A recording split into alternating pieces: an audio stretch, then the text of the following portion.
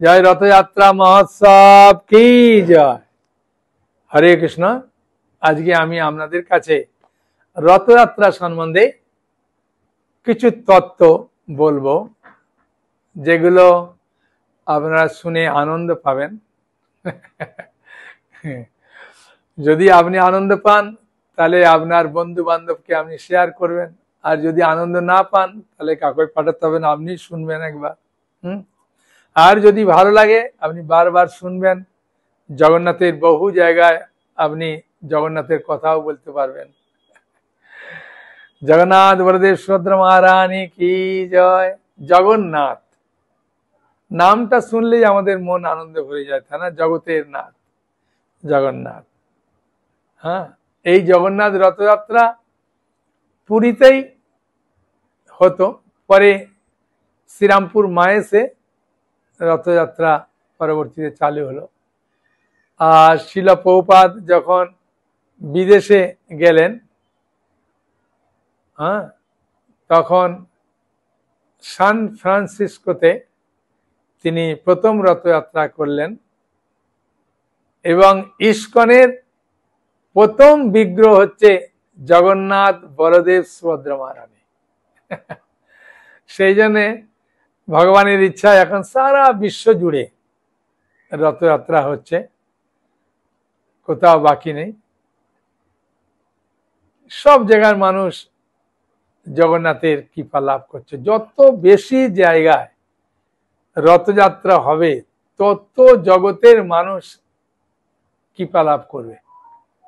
কারণ এই জগন্নাথ এই জগতে আসেন কেন, তাই না? ভগবান জগন্নাথের এই সব লীলার মাধ্যমে জগৎবাসীকে অর্থাৎ বদ্ধ জীবকে কৃপা করার জন্য তিনি এই জগতে বিভিন্ন লীলা বিলাস করেন। তার মধ্যে রথযাত্রা একটা প্রধান এবং খুব উন্নত এবং আনন্দদায়ক লীলা হচ্ছে এই জগন্নাথ রথযাত্রা লীলা। রথযাত্রা, রথ একটা বাহন, তার উপরে ভগবান চেপে উঁচুতে উঠে সবাইকে জগন্নাথ কৃপা করেন। হ্যাঁ, রথে চ বামনম দৃষ্টা পুনর্জন্ম ন বিদ্যতে। রথের উপরে একবার যদি কেউ জগন্নাথকে দর্শন করে তার আর পুনর্জন্ম হবে না।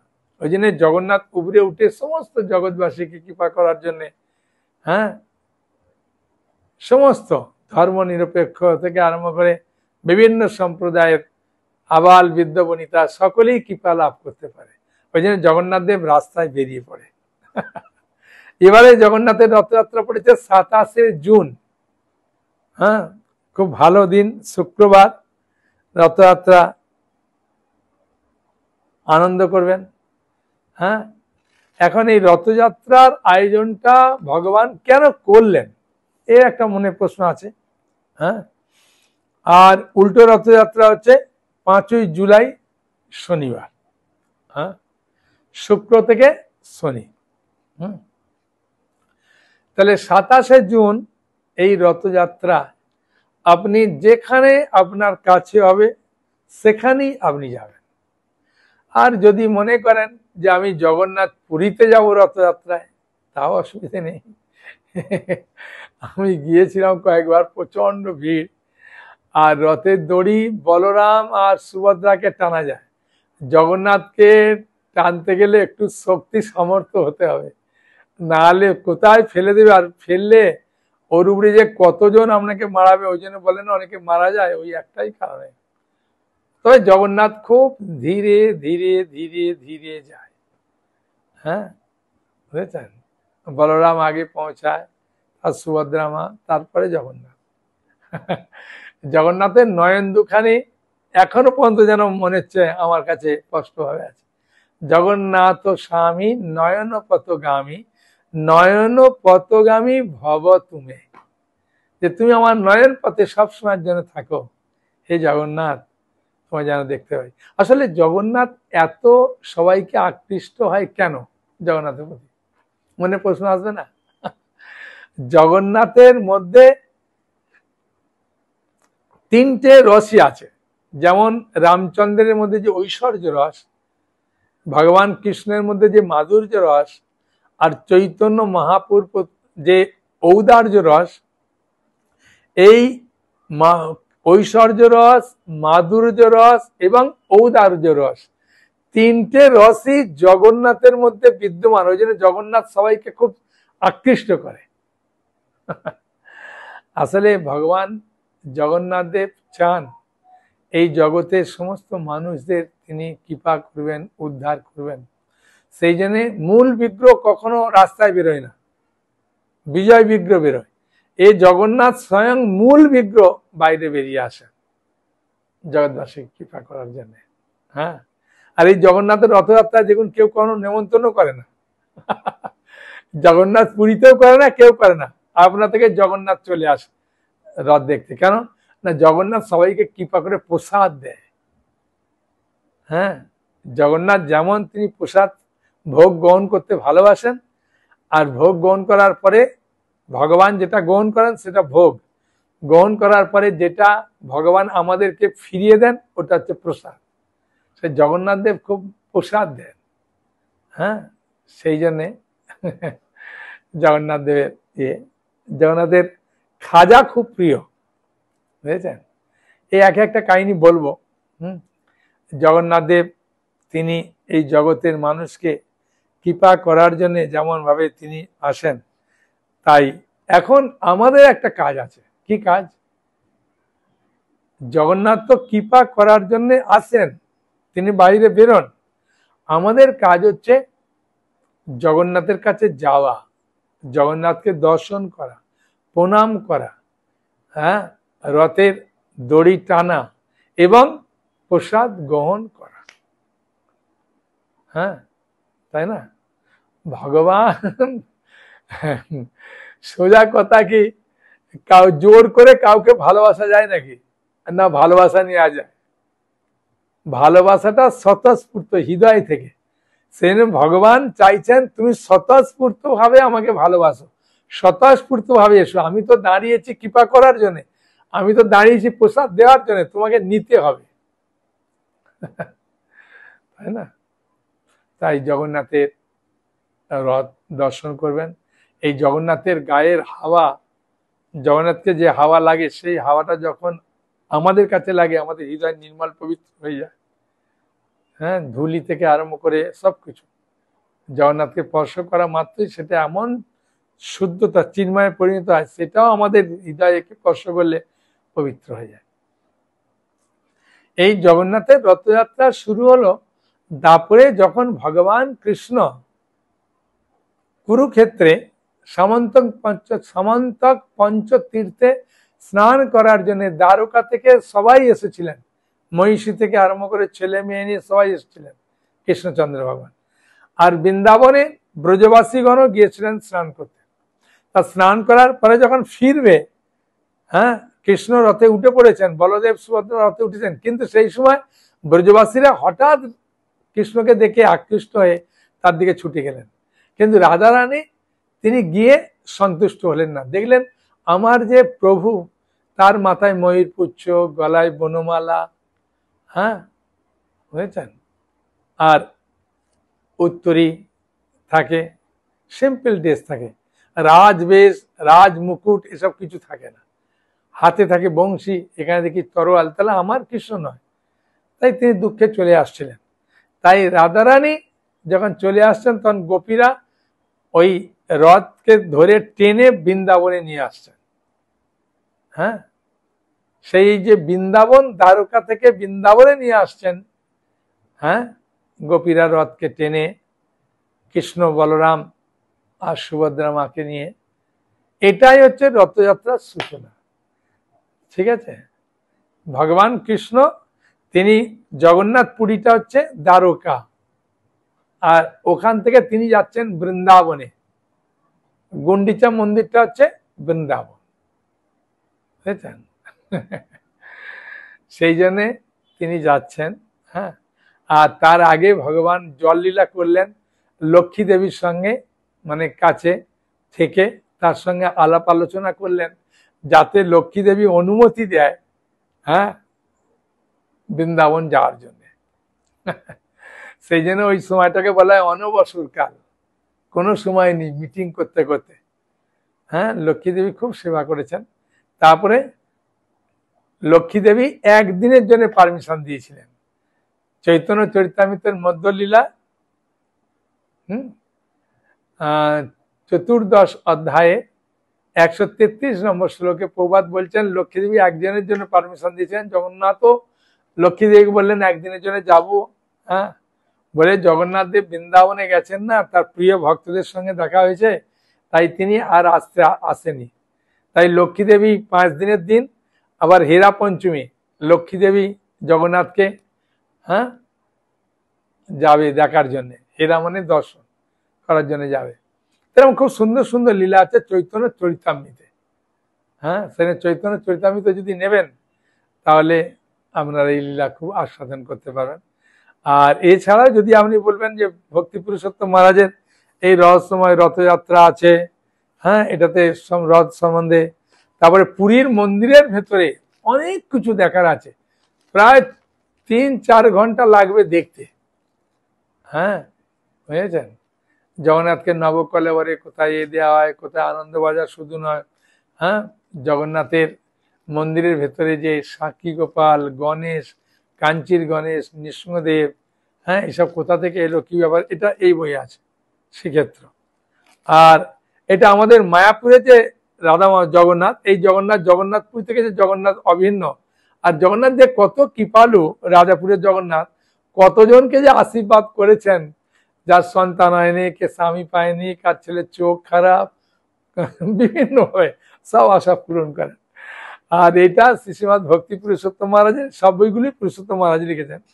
তা এই জগন্নাথের এই কাহিনীটা, এটাতে জগন্নাথের যত কিছু লীলা আছে, মহারাজ যত লীলা বলেন, আমিও যে লীলাগুলো পাঠ করি, আগে জগন্নাথের সম্বন্ধে যে আমি মায়াপুর টিভিতে ইস্কন বাংলায় ক্লাস দিই, সব এই বইটা থেকে।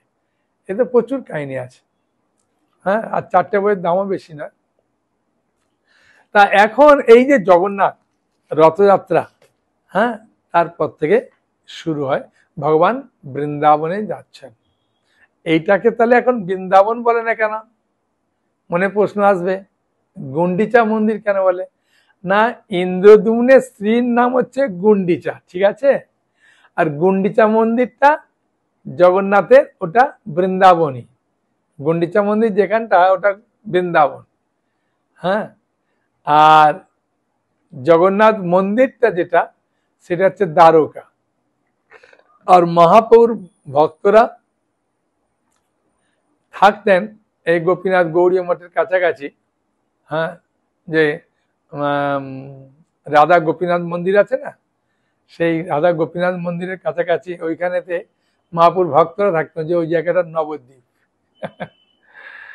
হ্যাঁ, তা সে যাই হোক, এই যে গুন্ডিচা ইন্দ্রদ্যুম্নের স্ত্রীর নাম। যখন জগন্নাথ দেব প্রকট হলেন, হওয়ার পর জগন্নাথ বললেন, মহারাজ ইন্দ্রদ্যুম্ন, আমার কাছে আপনি বর চান। তখন মহারাজ ইন্দ্রদ্যুম্ন বললেন, প্রভু আমি 3টে বর চাই। জগন্নাথ বললেন, ঠিক আছে। বলে, প্রথম বর, আমার যেন কোনো সন্তান না থাকে। তা কোনো মা যদি শুনবে আমার সন্তান থাকবে না, বাবার মুখে হাসি থাকলো, মায়ের মুখে কখনো হাসি থাকবে না। তাই ইন্দ্রদ্যুম্নের স্ত্রী গুন্ডিচা দেবীর মুখটা একদম পুরা কালো হয়ে গেল। দ্বিতীয় বর চাইলেন, প্রভু আপনি শুধু খেতে থাকবেন, আপনার হাত যেন না শুকায়। জগন্নাথ বলল, তথাস্তু। আর তৃতীয়ত বললেন, প্রভু মাত্র আপনি 3 ঘন্টা বিশ্রাম নেবেন। জগন্নাথ বলল, তথাস্তু। সেই জগন্নাথ মন্দির সবসময় যেন দর্শন করা যায়। 2 নম্বর, এই গুন্ডিচা দেবীর মুখটা পুরা কালো হয়ে গেল। তার মুখটাকে প্রস্ফুটিত পদ্ম ফুলের মতো, চন্দ্রের মতো উজ্জ্বল করার জন্য জগন্নাথ বললেন যে, আমার তো মা আছে, আর মায়ের থেকে মাসির দরদ বেশি, তাই আমি তোমাকে মাসি পাতালাম, আমি তোমার বাড়িতে আসবো। হ্যাঁ, বুঝলেন, যাওয়া আসা নিয়ে টোটাল 9 দিন থাকবো, তুমি আমাকে ভালো মন্দ খাওয়াবে। তাই তখন গুন্ডিচা দেবীর মুখটা পুরা আনন্দে ভরে গেল। হ্যাঁ, সেই জন্যে আমরা বলি জগন্নাথ দেব গুন্ডিচা মন্দিরে যাচ্ছেন, জগন্নাথ দেব মাসির বাড়ি যাচ্ছেন, জগন্নাথ দেব বৃন্দাবনে যাচ্ছেন, জগন্নাথ দেব সুন্দরাচলে যাচ্ছেন। হ্যাঁ, বুঝেছেন? ওই জন্য তা এই যে বৃন্দাবন, বুঝেছেন, সুন্দরাচল হচ্ছে ওইখানে আবির মানে কাষ্ঠ নিয়ে এসব বিগ্রহ তৈরি করেছিল বলে ওই জন্য ওটাকে সুন্দরাচল বলে। মেন হচ্ছে জগন্নাথ দেব বৃন্দাবন যাচ্ছেন তার প্রিয়জনদের সঙ্গে সাক্ষাৎ করতে, যা তার যে প্রিয় ভক্ত তাদের সঙ্গে সাক্ষাৎ করার জন্য বৃন্দাবনে যাচ্ছেন। বোঝা গেল? তাহলে কেন গুন্ডিচা মন্দির বলে, কেন মাসির বাড়ি বলে, হ্যাঁ, কেন সুন্দরাচল বলে, তাহলে বুঝতে পারলেন? এই জগন্নাথ দেব তিনি গেছেন। আর জগন্নাথ দেব শাস্ত্রে উল্লেখ আছে যে মূল মন্দিরে 10,000 বার দর্শন করলে যে ফল, গুন্ডিচা মন্দিরে একবার দর্শন করলে, বিশেষ করে যদি রাত্রিরে দর্শন করে, তার 1000 গুণ ফল বেশি। মানে মূল মন্দিরে 10,000 বার দর্শন করলে যে ফল, গুন্ডিচা মন্দিরে একবার দর্শন করলে সেই ফল দিনের বেলা, আবার রাত্রিবেলা হলে আরো অধিক ফল দর্শন করলে। সেই জন্য এখন তো জগন্নাথের বহু জায়গায় মাসি বাড়ি হচ্ছে, সেখানে প্রসাদ দিচ্ছে, খাওয়াচ্ছে, জগন্নাথের প্রসাদ খাবেন, আনন্দ করবেন। আর জগন্নাথ দেবের চোখের চারদিকে যে লাল বর্ডারটা আছে না, ওটা হচ্ছে করুণার প্রতীক। ওই জন্য বলে না জগন্নাথ দেব করুণাময় বিগ্রহ জগন্নাথ। হ্যাঁ, আর এই রথযাত্রা একটা মিলন উৎসব, সমস্ত সম্প্রদায়ের থেকে আরম্ভ করে সবাই মিলেমিশে রথযাত্রায় অংশগ্রহণ করে, সেই জন্যটাকে বলে মিলন উৎসব বলে। সেই নিয়ে জগন্নাথ দেব, আমি অনুরোধ করব, ভগবানের ইচ্ছায় জগন্নাথ দেব যেহেতু এই অনুষ্ঠানে স্বয়ং রথ থেকে নেমে, মানে তার মূল মন্দির থেকে বেরিয়ে রথে উঠছেন, তাই সকলে আসুন, রথের দড়ি ধরুন, রথকে টানুন, হ্যাঁ, জগন্নাথের কৃপা লাভ করুন। আর জগন্নাথের মানে সামনে কজন নৃত্য করছিলেন, কে নৃত্য করছিলেন, কে কীর্তন করছিলেন, কতজন মৃদঙ্গ বাজাচ্ছিলেন, কর্তর বাজাচ্ছিলেন, মহাপুরুষ সমাতে, হ্যাঁ, কটা দলে জগন্নাথের সামনে নৃত্য হতো, হ্যাঁ, সেই 7টা দলের, হ্যাঁ, কে কীর্তনিয়া, কে নৃত্য, সব জানতে গেলে চৈতন্য চরিতামৃত আপনাকে পড়তে হবে। মহাপ্রভু যখন নৃত্য করতেন, সামনে 4টে দল, হ্যাঁ, থাকতো, হ্যাঁ, আর 2 দিকে 2টো থাকতো, আর পেছনে একটা থাকতো, বুঝেছেন? 7টা দলে কীর্তন করতেন। কোন দলে কে থাকতেন, কোথা থেকে যেতেন, খুব আনন্দের লীলা। হ্যাঁ, তাই জগন্নাথ বিভিন্ন সুন্দর সুন্দর কাহিনী আছে, শ্রবণ করবেন, আনন্দ পাবেন। হ্যাঁ, আর জগন্নাথের যদি একটু সুযোগ পান সেবা করার, সেবা করবেন। আপনার বাড়িতে যদি কিছু না থাকে, তুলসী নিয়ে, ফুল নিয়ে, নারিকেল নিয়ে, হ্যাঁ, আর জগন্নাথের প্রিয় ফল তো কাঁঠাল, কাঁঠাল থেকে কাঁঠাল নিয়ে জগন্নাথকে দেন, খুব আনন্দ পাবেন। আপনার কাছাকাছি যে মন্দির আছে সে মন্দিরে আপনার সামর্থ্য মতো সেবা করুন। হ্যাঁ, কেউ প্রণামী দিয়ে সেবা করছে। জগন্নাথের ইস্কনের তো প্রতিটা রথে বিকাল 4টে থেকে একদম রাত্রি 9টা পর্যন্ত খিচুড়ি বিলি হয়। অনেকে খিচুড়ি সবই ডোনেশন দেয়, কেউ একদিনের দেয়, কেউ কিছু টাকা দেয়, যার যেমন সামর্থ্য দেয়। জগন্নাথের এই কৃপাটা কখনো বঞ্চিত হবেন না, যা দেবেন ভগবান আপনাকে 1000 গুণে ফেরত দেবে। তাও বোধহয় কম বলে দিলাম, 1000 গুণে ফেরত দেবে। হরে কৃষ্ণ। হ্যাঁ, বলুন বলুন, কি প্রশ্ন বলুন। আচ্ছা, আমি তো ভালো মনে রেখেছেন। জগন্নাথের আসল মাসি যদি গুন্ডিচা না হয়, তাহলে ওর আসল মাসির নাম কি? আসল মাসির নাম হচ্ছে অর্দাশনী দেবী। ঠিক আছে? এখন তো জগন্নাথের কত মাসি হয়ে যাচ্ছে, কত জায়গায় রথ, হ্যাঁ, আর সব জায়গায় রান্না করে খাওয়াচ্ছে, খুব ভালো। আর কোনো প্রশ্ন? তিনটে রথের নাম কি? বাহ বাহ বাহ! আমি তো এই জগন্নাথ রহস্যময় জগন্নাথ এই বইটা থেকে পড়ছিলাম, হ্যাঁ, যে তিনটে রথের নাম কি। আমি দেখলাম খুব ভালো প্রশ্ন দিয়েছে তো। হ্যাঁ, সাধারণত প্রথমে কোন রথ যায়? বলরামের। তাই বলদেবের রথের নাম হচ্ছে তালধ্বজ। তারপরে কোন রথ যায়? মা সুভদ্রা দেবী। সেই রথের নাম হচ্ছে দেবী দলন বা দর্পদলন।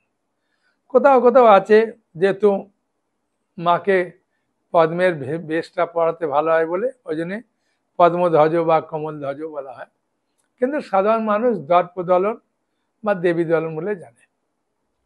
তাহলে বলদেবের রথের নাম তালধ্বজ, মা সুভদ্রা দেবীর রথের নাম দেবী দলন বা দর্পদলন, আর জগন্নাথের রথের নাম নন্দী ঘোষ। এই বইটার 110 পাতাতে সব আছে। তিনটে রথের সারথীর নামও আলাদা আলাদা। একই সারথি তিনটে রথ চালাবে নাকি? সেখানে বলদেবের যে সারথি তার নাম হচ্ছে মাতলি বা মাতালি। হ্যাঁ, কোথাও কোথাও আছে মাতলি, কোথাও আছে মাতালি। আর সুভদ্রা রথের যে সারথি আছে তার নাম হচ্ছে সাত্যকী বা দেবদত্ত। আর জগন্নাথের রথের যে সারথি ওর নাম তো সবাই জানে, ভাগবতে পড়েছে, দারুক। হ্যাঁ হ্যাঁ, তারপরেতে পর্দার যে রংগুলো থাকে না, জগন্নাথকে যে পর্দা দেয়া হয়, ওই পর্দার রংগুলো সব আলাদা আলাদা, এরও মাহাত্ম্য আছে। লাল রং ও নীল রং বলদেবের রথের যে পর্দা, মানে এটা থাকে, কাপড়টা থাকে লাল ও নীল রঙের পর্দা থাকে। আর সুভদ্রা দেবীর যে পর্দাটা থাকে সেখানে লাল ও কালো রং থাকে। হ্যাঁ, আর জগন্নাথের যে রথ থাকে সেই রথের যে কাপড়টা থাকে, ওই কাপড়ের রং হচ্ছে লাল ও হলুদ। বুঝেছেন? খুব ভালো লাগলো আপনাদের প্রশ্ন শুনে, আমারও খুব সুন্দর লাগছে। হ্যাঁ, আরো অনেক সুন্দর সুন্দর জিনিস আছে। যে রথের যে পর্দা থাকে সেখানেতে বিভিন্নভাবে রথ টানার জন্য যে রশিটা নয় বলদেবের, ওই রশির নাম হচ্ছে বাসুকি। বুঝেছেন? আর সুভদ্রা দেবীর যে রথ টানা হয় সেই রথের রশি নাম হচ্ছে স্বর্ণচূড়া নাগ। তাহলে বলদেবের যে রথের যে দড়িটা, ওই দড়িটার নাম হচ্ছে বাসুকি। আর সুভদ্রা মায়ের যে রথটা টানা হয় ওই রশিটার নাম স্বর্ণচূড়া নাগ।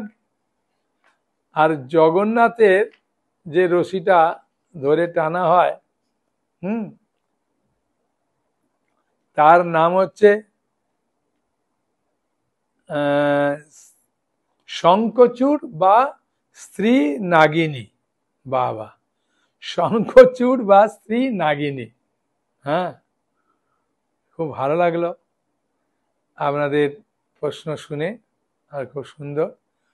আর নন্দী ঘোষ রথের নাম বা গরুধ্বজ, যেহেতু গরুধ্বজা থাকে বলে, কিন্তু সাধারণভাবে আমরা জানি জগন্নাথের রথের নাম নন্দী ঘোষ, সুভদ্রা মায়ের রথের নাম দর্পদলন, আর বলদেবের রথের নাম তালধ্বজ। ঠিক আছে? আর কোনো প্রশ্ন আছে? হ্যাঁ, যে বলুন বলুন, কি প্রশ্ন বলুন। ওনার প্রশ্ন যে রথের রশি যদি কেউ একবার ধরে টানে তার আর পুনর্জন্ম হবে না।